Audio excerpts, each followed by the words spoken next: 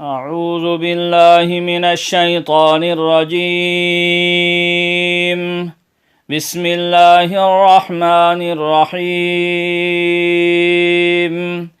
وقال الملك إني أرى 7 بقرات سمان يأكلهن 7 عجاف و7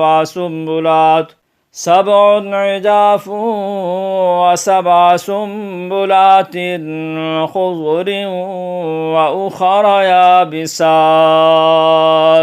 يا أيها الملأ أفتوني في رؤياي إن كنتم للرؤيا تعبرون. قالوا أضغاث أحلام وما نحن بتأويل الأحلام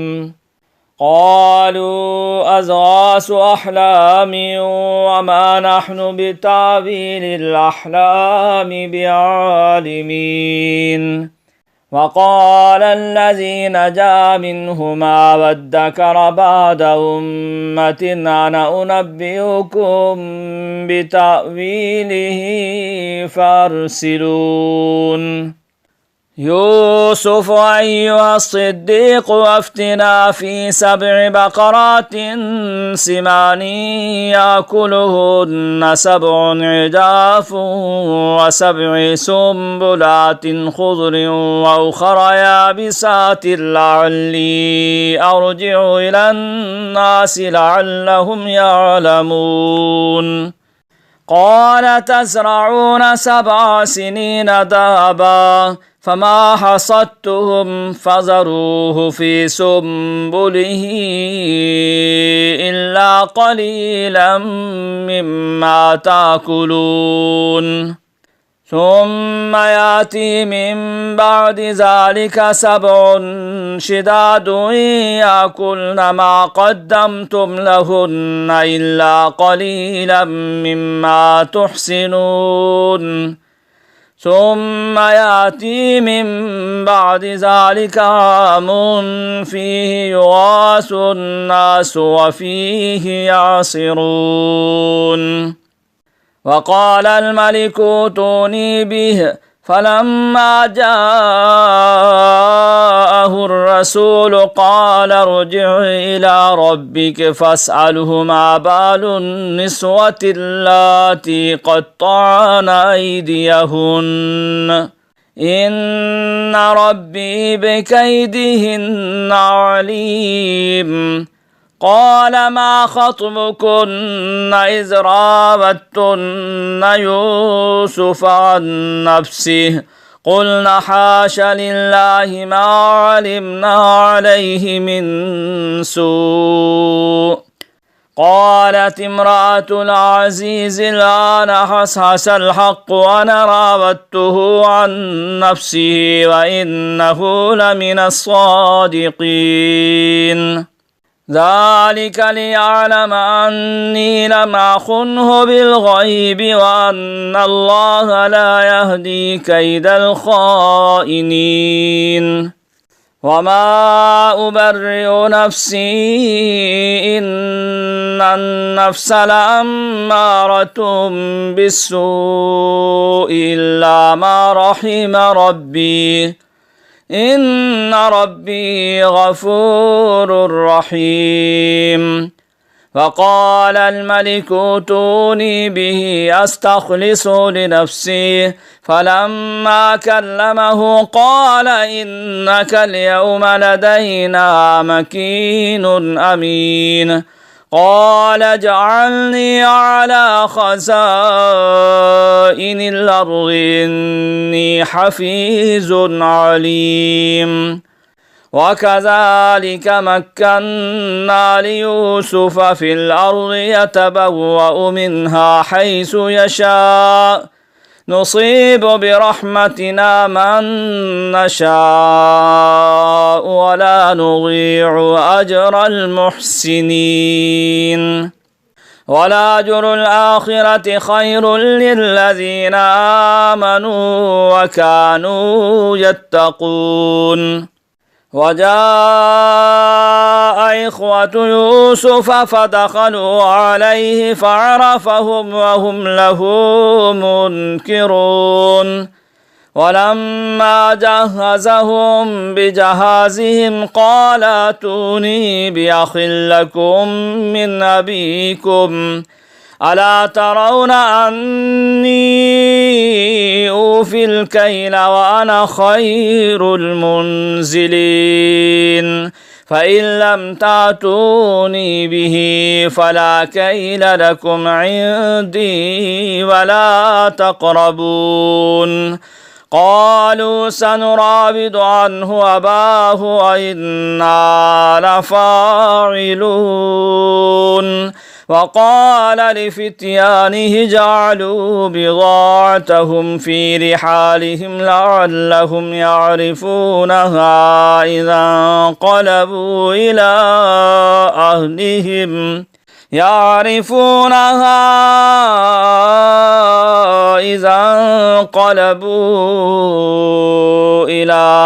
أهلهم لعلهم يرجعون فلما رجعوا إلى أبيهم قالوا يا أبانا منع منا الكيل فأرسل معنا أخانا نكتل وإنا له لحافظون قال هل آمنكم عليه إلا كما أمنتكم على أخيه من قبل فالله خير حافظا وهو أرحم الراحمين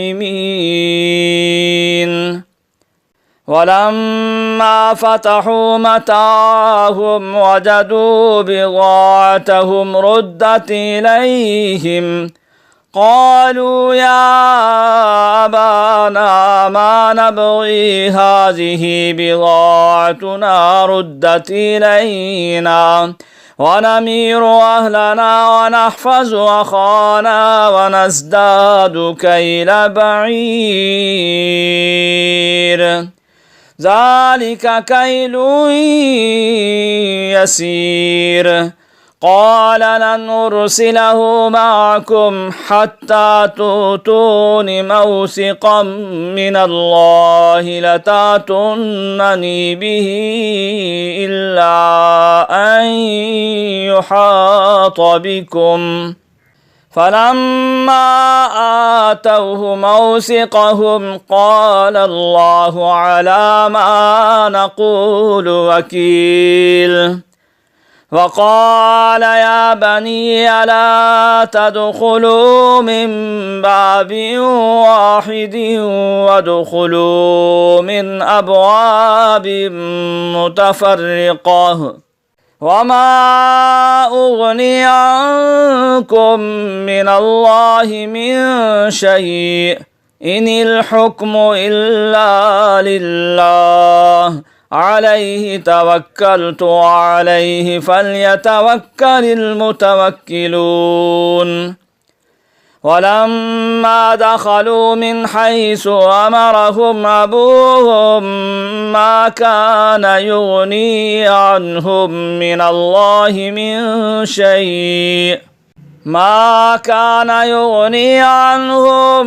الله من شيء إلا حاجة في نفس يعقوب قضاها وإنه لذو علم لما علمناه ولكن أكثر الناس لا يعلمون ولما دخلوا على يوسف آوى إليه أخاه قال إني أنا أخوك فلا تبتئس بما كانوا يعملون فلما فلما جهزهم بجهازهم جعل السقاية في رحل أخيه ثم أذن مؤذن أيتها العير إنكم لسارقون قالوا أقبلوا عليهم ماذا تفقدون قالوا نفقد صواع الملك ولمن جاء به حمل بعير وأنا به زعيم قالوا تالله لقد علمتم ما جئنا لنفسد في الأرض وما كنا سارقين قالوا فما جزاؤه إن كنتم كاذبين قالوا جزاؤه من وجد في رحله فهو جزاؤه كذلك نجزي الظالمين فبدأ بأوعيتهم قبل وعاء أخيه ثم استخرجها من وعاء أخيه كذلك كدنا ليوسف ما كان ليأخذ أخاه في دين الملك إلا أن يشاء الله نرفع درجات من نشاء وفوق كل ذي علم عليم قالوا إن يسرق فقد سرق أخ له من قبل فأسرها يوسف في نفسه ولم يبدها لهم قال أنتم شر مكانا والله أعلم بما تصفون قالوا يا أيها العزيز إن له أبا شيخا كبيرا فخذ أحدنا مكانه إنا نراك من المحسنين قال معاذ الله أن نأخذ إلا من وجدنا متاعنا عنده إنا إذا لظالمون فلما استيأسوا منه خلصوا نجيا قال كبيرهم ألم تعلموا أن أباكم قد أخذ عليكم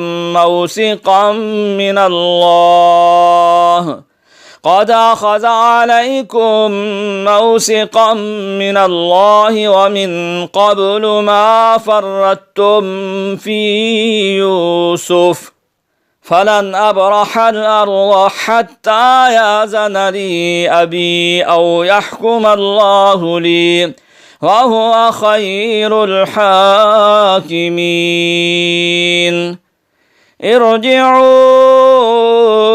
إلى أبيكم فقولوا يا أبانا إن ابنك سرق وما شهدنا إلا بما علمنا وما كنا للغيب حافظين واسأل القرية التي كنا فيها والعير التي يقبلنا فيها وإنا لصادقون قال بل سولت لكم أنفسكم أمرا فصبر جميل عسى الله أن يأتيني بهم جميعا إنه هو العليم الحكيم وتولى عنهم وقال يا أسفا على يوسف وابيضت عيناه من الحزن فهو كظيم. قالوا تالله تفتأ تذكر يوسف حتى تكون حرزا أو تكون من الهالكين. قال إنما أشكو بثي وحزني إلى الله وأعلم من الله ما لا تعلمون. يا بني اذهبوا فتحسسوا من يوسف وأخيه ولا تيأسوا من روح الله إنه لا ييأس من روح الله إلا القوم الكافرون. فلما دخلوا عليه قالوا يا أيها العزيز مسنا وأهلنا الضر وجئنا ببضاعة مزجاة فأوف لنا الكيل وتصدق علينا إن الله يجزي المتصدقين. قال هل علمتم ما فعلتم بيوسف وأخيه إذ أنتم جاهلون.